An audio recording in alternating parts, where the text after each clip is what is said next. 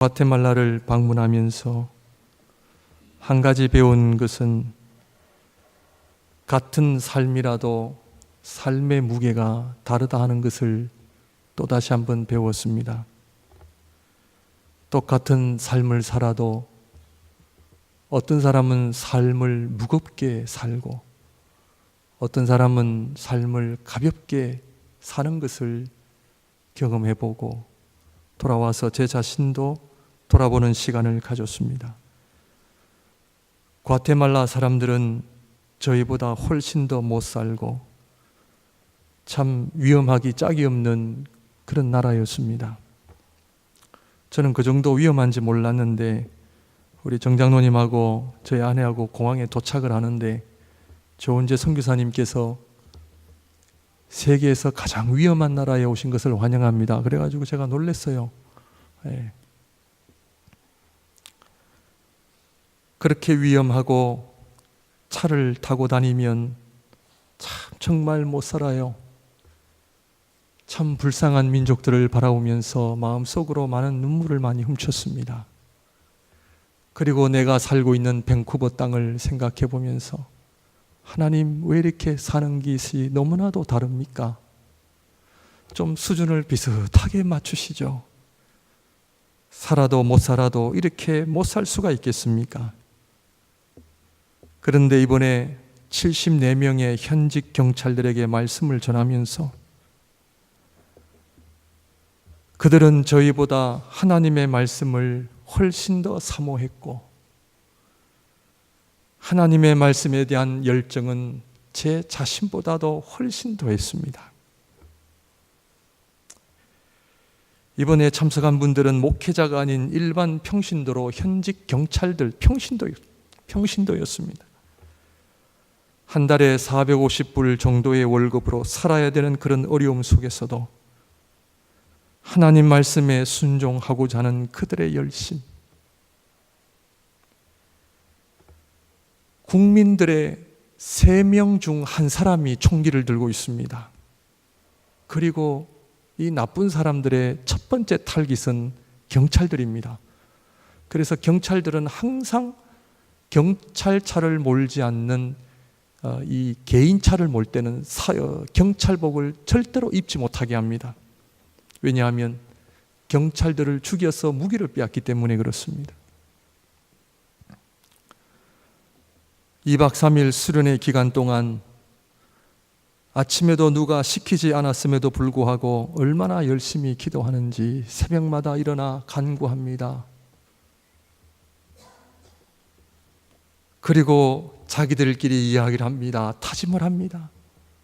어떠한 경우에 있다 할지라도 뇌물 받지 말고 이 국가가 부정부패로 썩어가는데 우리가 하나님의 말씀을 지키고 순종하자는 그런 다짐의 기도와 그런 고백들을 엿들을 수 있었습니다.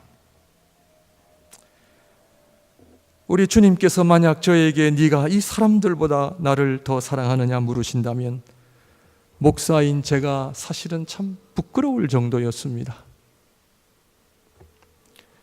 둘째 날은 오전 8시부터 저녁 6시까지 하나님의 말씀에 대한 배우고자 하는 그 열정, 쉬는 시간이면은 줄을 서서 저에게 상담을 받으러 왔던 경찰들, 제가 중간에 한 5분도 쉬지를 못했습니다. 성경을 읽다가 궁금한 것이 있어서 물으러 온 것이죠. 사랑하는 성도 여러분, 어떤 삶의 무게를 가지고 살고 계십니까? 같은 삶을 살아도 진지하게 사는 사람들이 있고 적당하게 사는 사람들도 있습니다. 우리는 밥 한 끼 별로 그렇게 어렵지 않게 먹지만 그 나라 청년들은 밥 한 끼 먹는 것도 쉽지 않습니다.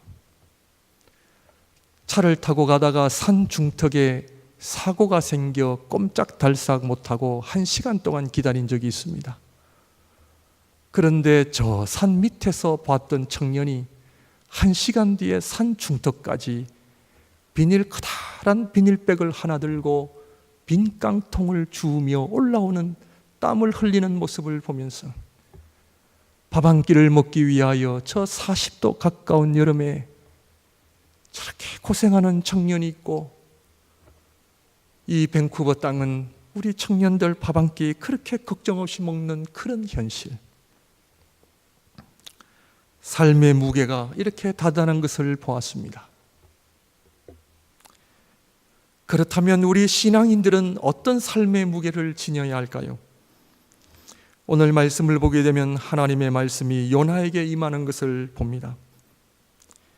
이것은 요나뿐만 아니라 하나님을 믿는 모든 신앙인들이 공통적으로 지니고 있는 삶의 무게를 보여주고 있습니다. 신앙인들은 돈으로 잣대를 정해서도 안 되고, 내가 이 세상에서 얼마나 성공했느냐 성공하지 않았느냐라는 잣대를 가지고도 될 수가 없습니다. 우리 자식들이 성공했네 안 했네, 그것도 우리 인생을 결정하는 잣대가 될 수가 없습니다. 내가 돈이 있으니까 내 마음대로 한다, 돈이 없어서 할 수 없이 어렵게 산다, 그것이 아닙니다. 우리 신앙인들의 잣대는 한 가지입니다. 하나님의 말씀 앞에 서는 일입니다. 오늘도 하나님께서 나에게 들려주시는 그 말씀 앞에 내가 이 말씀을 붙잡고 사느냐 그렇지 않느냐에 따라 우리 신앙인들의 열매는 달라질 것입니다. 우리 신앙인들은 다른 말로 말씀을 드리면 하나님과 딜을 해야 되는 존재들입니다. 물질 가지고 끙끙대는 것이 아니라, 사람들과 싸우는 인생이 아니라, 우리 신앙인들은 하나님과 딜을 해야 됩니다. 하나님 앞에 서야 합니다. 이 말의 의미가 어떤 의미인지 아마 이 자리에 앉아 계시는 분들은 충분히 이해하시리라 믿습니다. 우리 힘으로 되든가요? 우리 노력으로 되든가요? 내가 원하는 삶이 이루어지든가요? 우리 자식들이 우리 마음대로 되든가요? 그렇지 않습니다. 결국 모든 사람들, 신앙인뿐만 아니라 모든 사람들이 와야 할 인생의 종착점, 하나님 앞입니다. 하나님 앞에 서야 됩니다. 그렇다면 우리는 오늘 하나님의 말씀이 요나에게 임했다라고 하는 이 말씀처럼 오늘 저와 여러분들의 가장 중요한 숙제는 하나님의 말씀 앞에 저와 여러분들이 서 있느냐입니다. 그 말씀을 내가 듣고 있느냐는 겁니다. 우리 가정을 향한 하나님의 말씀을 우리 가정은 듣고 있느냐는 겁니다. 우리 주님의 몸된 교회는 하나님의 말씀을 듣고 있느냐는 겁니다. 하나님의 일꾼들은 하나님의 말씀을 듣고 행하고 있느냐는 겁니다. 요나 1장 1절 2절을 보시게 되면 여호와의 말씀이 아미떼의 아들 요나에게 임하니라 이르시되 너는 일어나 저 큰 성읍 니느웨로 가서 그것을 향하여 외치라. 그 악독이 내 앞에 상달되었음이니라 하시니라. 그런데 요나는 하나님의 말씀의 자리에 뛰쳐나가 도망을 갑니다. 3절에 보시면 그러나 요나가 여호와의 얼굴을 피하려고 일어나 다시스로 도망하려 하여 욥바로 내려갔더니 마침 다시스로 가는 배를 만난지라. 여호와의 얼굴을 피하여 그들과 함께 다시스로 가려고 배 삭슬 주고 배에 올랐더라.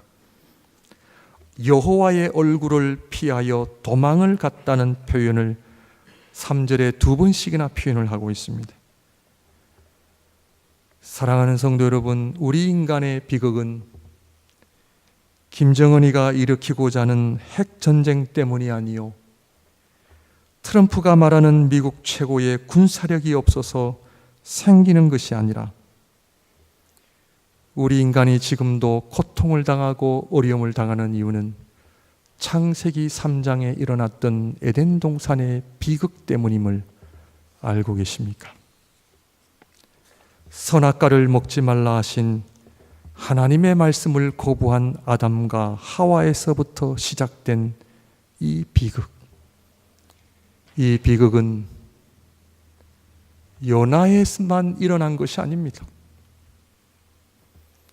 요나의 한 개인에게만 나타난 것이 아니라 지금도 저와 여러분들이 하나님의 말씀을 듣지 못하고 순종하지 않는다면 에덴 동산의 비극은 지금도 이어져 가고 있음을 우리는 알아야 합니다. 우리의 어려움은 저 멀리 있는 것이 아닙니다. 다른 나라에도 있는 것이 아닙니다. 매 순간순간 그리고 매일매일 나에게 다가오는 그 하나님의 말씀, 그것은 너무나 구체적이고 너무나 클리어하여 피할 수 없는 모든 인간들이 직면해야 될 그 자리, 그것을 피할 때에 지금도 우리는 고통을 당할 수밖에 없고 어려움을 당할 수밖에 없음을 우리는 알고 있어야 합니다. 요한복음 15장 5절에 나는 포도나무요 너희는 가지니 저가 내 안에 내가 저 안에 있으면 이 사람은 과실을 많이 맺나니 너희가 나를 떠나서는 아무것도 할 수 없습니다.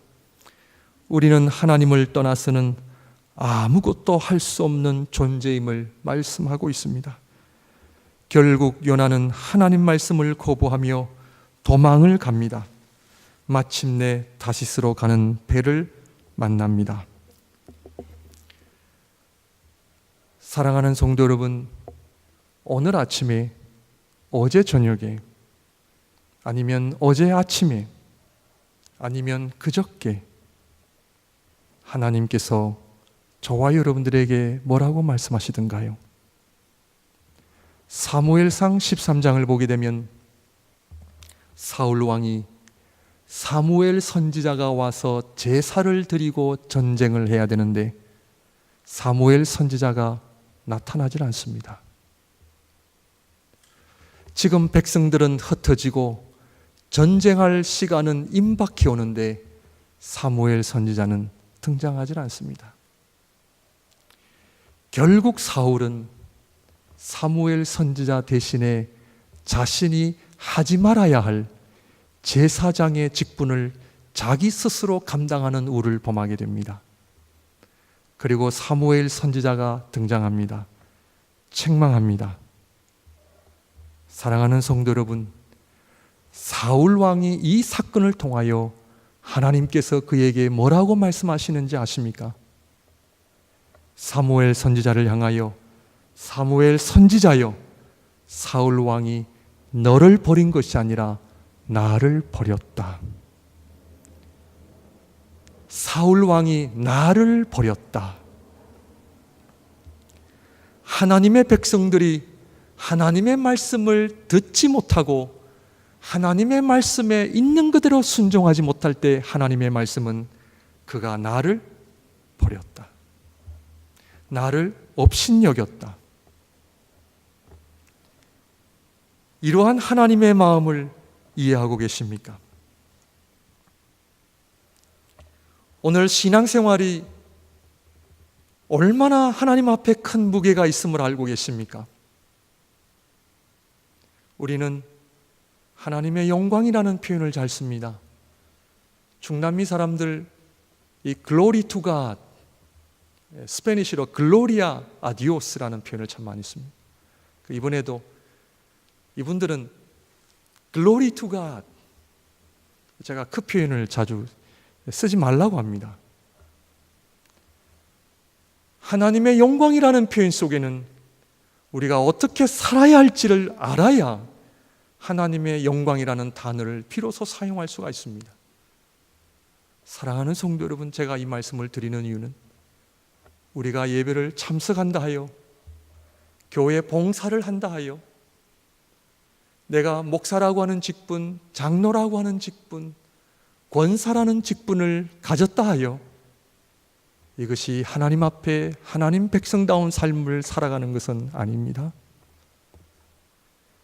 하나님의 백성은 매 순간순간 다가오는 하나님의 말씀을 들을 뿐만 아니라 그 말씀 앞에 제대로 반응을 해야 됩니다. 이것이 신앙생활이요, 이것이 우리가 하나님을 믿지 않는 비신앙인들과 본질적으로 다른 면입니다. 하나님의 말씀을 붙잡고 계십니까? 사람들 눈치, 내가 할 수 없어서, 내가 이 직분을 유지해야 되기 때문에가 아니라 그 하나님의 말씀 앞에 내가 정말 아침마다 저녁마다 겸손히 하나님 앞에 무릎 꿇는 아름다운 일들이 일어나고 있습니까? 하나님 앞에 엎드려 기도할 때마다 주님의 음성을 듣고 계십니까? 하나님의 말씀을 열 때마다 그분이 나에게 들려주시는 하나님의 음성을 듣고 계십니까? 오늘 우리는 다시 한번 우리의 믿음을 돌아보아야 할 때입니다. 요나는 하나님의 말씀을 듣고 도망을 갔습니다. 다시스로 가는 배에 오릅니다. 배 밑에 들어가 깊은 잠을 청합니다. 요나가 얼마나 깊은 잠에 들었는지 폭풍이 와도 알지를 못합니다. 결국 선장이 와서 요나를 깨웁니다. 자는 자여 어찌함이냐, 일어나서 내 하나님께 구하라. 우리 6절 말씀입니다. 6절 말씀 우리 한번 볼까요?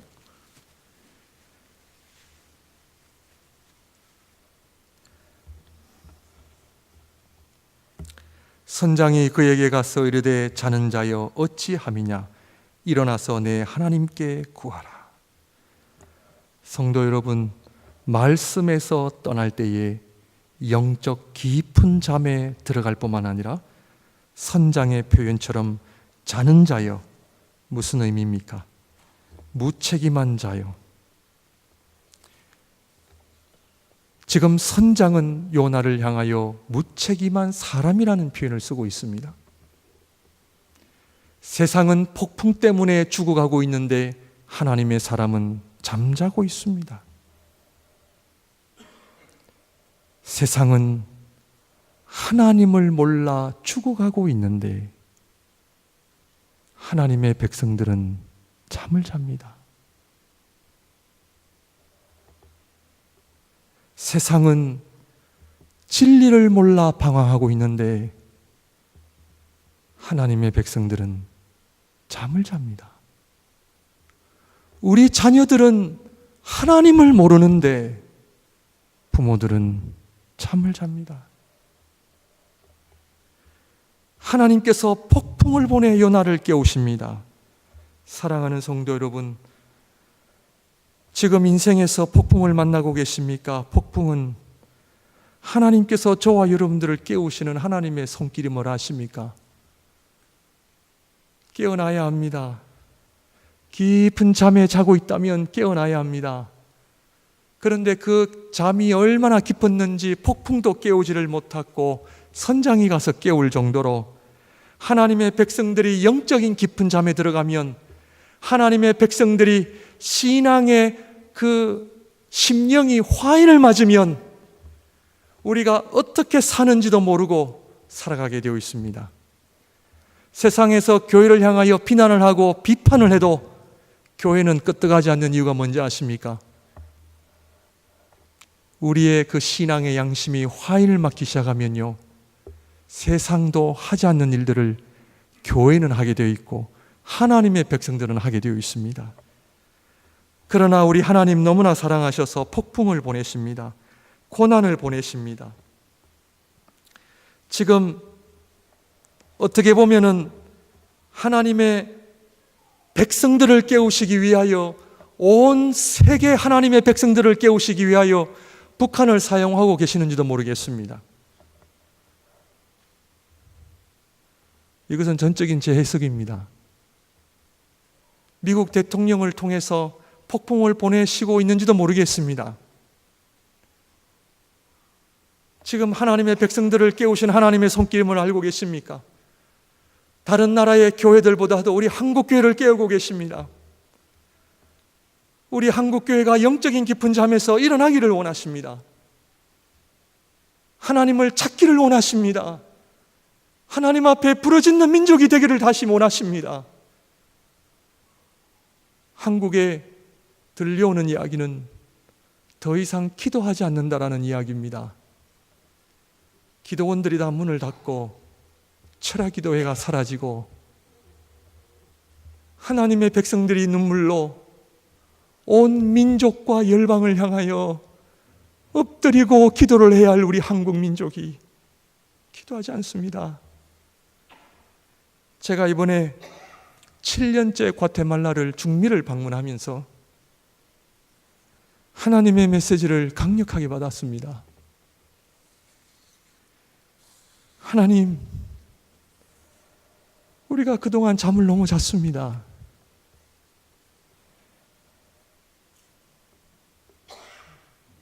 이 세상에 이렇게 어려운 사람들이 너무나 많음에도 불구하고 오늘 하나님의 말씀이 니느웨 백성이 하나님을 몰라 심판 앞에 놓여져 있음에도 불구하고 하나님은 그들을 구원하시기 위하여 요나 선지자를 보내심에도 불구하고 요나는 그 하나님의 말씀을 듣지 못합니다. 오늘날 교회들이 하나님의 말씀을 듣지 못하기 때문에 영적인 잠에 빠질 수밖에 없는 것입니다.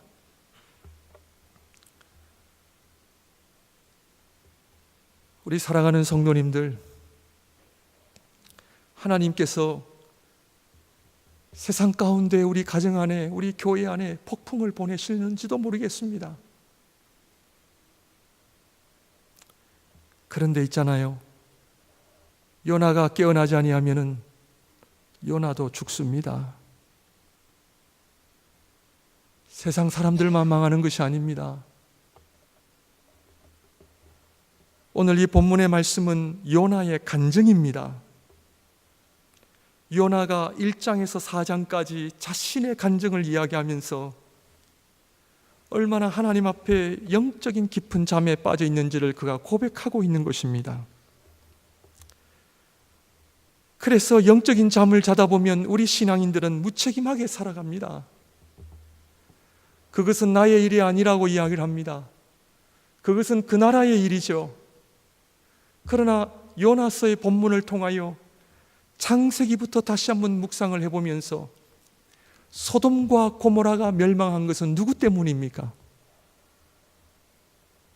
소돔과 고모라가 악독해서 멸망을 당한 것입니까? 아닙니다. 성경을 다시 보시면 의인 10명이 없어서 멸망을 당한 겁니다. 오늘 이 세상의 미래와 우리가 살고 있는 이 땅, 그리고 이 땅에 수많은 영혼들이 살아가는 이 가운데 하나님의 백성들의 책임은 무엇입니까? 기독교의 큰 계명은 두 가지입니다. 하나님 사랑과 이웃 사랑입니다. 하나님 사랑은 내 온 마음을 다해 사랑하는 것이며 이웃 사랑은 나를 사랑하는 것처럼 사랑하라는 것입니다. 하나님 사랑과 이웃 사랑에는 어디에도 내 자신이 들어갈 자리가 없습니다. 오늘날 사람들이 이야기하는 기독교의 변질, 교회의 타락은 하나님 사랑, 이웃 사랑에 하나님과 이웃을 빼버리고 내 자신을 집어넣어 버렸습니다. 오늘날 저와 여러분들이 직면한 이 기독교는 내 자신에게 너무나 집중된 기독교입니다. 교회 오는 목적이 복받기 위해서 오고요. 교회 오는 목적이 다 내가 잘 되기 위해서 오는 겁니다. 그러다 보니 어느덧 교회는 하나님 사랑, 이웃 사랑은 사라지고 오로지 내 교회, 내 가정, 나만 복받으면 된다라고 하는 이기적인 종교로 전락하고 있습니다. 저는 오늘 이 요나서 1장을 통하여 하나님께서 선장을 통하여 주시는 하나님의 말씀, 자는 자여 어떻게 이렇게 무책임하게 살아갈 수가 있는가? 사랑하는 성도 여러분, 교회는 우울한 나의 마음을 달래주고 심심하고 외로우니까 위로를 받기 위해서 오는 것이 아닙니다. 오늘 하나님의 말씀을 통하여 우리는 다시 한번 교회는 하나님 사랑, 이웃 사랑입니다. 여기에 우리가 들어갈 자리는 없습니다. 내가 들어갈 자리는 없습니다. 신앙인들의 삶의 목적은 그리스도를 닮는 것입니다. 빌립보서 2장 5절에 보시면 너희 안에 이 마음을 품으라 곧 그리스도 예수의 마음이니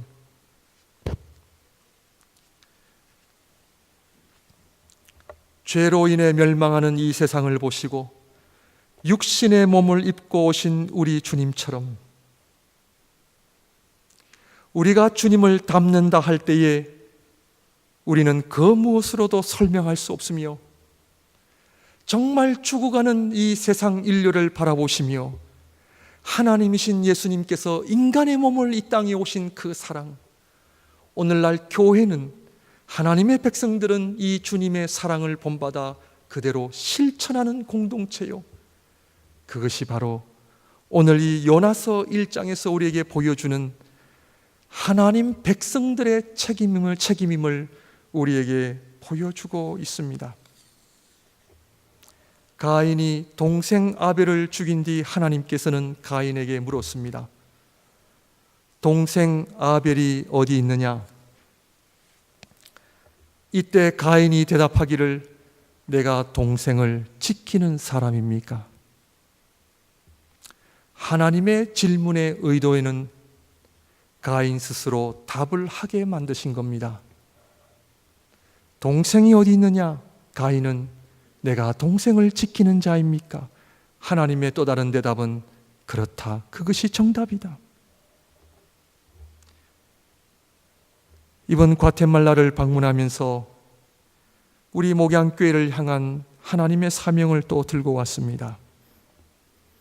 파나마의 똘레 지역은 10만이 넘는 인디언들이 사는 동네인데 여기는 물도 전기도 없습니다. 심지어 먹을 것이 없어서 굶어 죽는 사람들이 늘어가고 있습니다. 아버지가 도시에 나가 일하러 나가면 돌아올 때까지 굶고 있어야만 하는 가정들이 너무나 수두룩합니다. 이번에 저희가 파나마 교회 건축 첫 번째 단계 잘 완성했습니다. 그런데 파나마 톨레가 저는 하나님 앞에 두 번째 지역으로 정하고 돌아왔습니다. 그리고 그 똘레 지역에 쌀만 갖다 줘도 살 수 있는 영혼들이 얼마나 많이 있는지 모릅니다. 제가 오늘 이 말씀을 드리는 이유는 선교의 비전과 선교의 꿈을 나누기 위한 말씀이 아니라 요나서 1장을 통하여 이 죽어가는 이 열방을 향하여 오늘 교회가 가야 할 방향, 교회가 존재하는 목적이 어디에 있느냐 하는 것입니다. 우리 주님께서 제자들에게 5,000명이나 넘는 사람들을 앉혀놓으시고 제자들에게 말씀하십니다. 너희가 먹을 것을 주라. 제자들의 반응은 예수님, 왜 우리가 이 일을 감당해야 됩니까? 그냥 집으로 보내시면 됩니다. 각자 집으로 돌아가서 먹게 하세요. 이것이 제자들의 대답이었습니다. 그러나 예수님께서는 결국 그들을 앉히시고 5,000명이나 되는 엄청난 사람들을 오병이어를 가지고 먹이셨습니다. 오늘 말씀을 보게 되면 하나님께서 요나에게 니느웨로 가라. 니느웨 온 백성이 죄로 말미암아 심판을 당하게 되었다. 네가 가서 복음을 전하고 구원의 메시지를 전해라.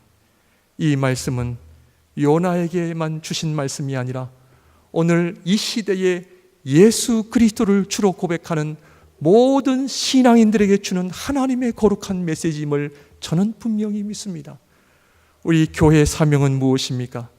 하나님 사랑, 이웃 사랑에 더 이상 내 자신을 집어넣지 말고 다시 한번 우리 목양교회는 하나님 사랑, 이웃 사랑하는 그 일에, 열방을 사랑하는 그 일에 온 성도님들이 한 마음이 되어서 기도하고 열방을 향하여 내가 하나님 앞에 오병이어와 같은 보잘것없는 존재이지만 하나님 영적인 깊은 잠에서 일어나 다시 한번 나를 들어 바다에 던지면 이 바다가 폭풍이 가만히 있으리라.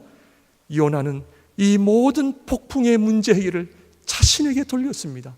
이것이야말로 하나님 백성들이 보여주는 너무나 중요한 신앙의 자세가 아닐 수가 없습니다. 사랑하는 성도 여러분, 우리가 사는 이 세상, 우리가 사는 이 밴쿠버 땅, 서리 지역, 어려움이 일어나는 이유는 무엇 때문입니까? 누구 때문입니까?